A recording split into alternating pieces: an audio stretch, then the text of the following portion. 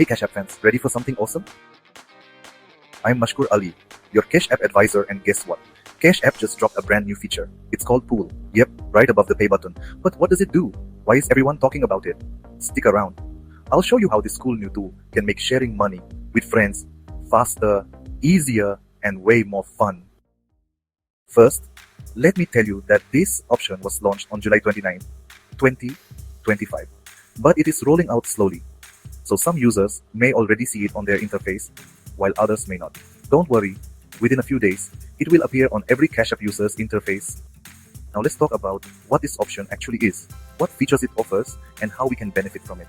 As you can see on the mobile screen, we have opened Cash App, and right above the pay button, there's a new button called Pool. This is a really great feature. We can use this feature when we need to collect money for a trip, for a donation, or for any other type of contribution. With this feature, we can gather money from multiple people on one platform. Even if someone doesn't use Cash App, they can still contribute through Apple Pay, Google Pay, or any other payment app.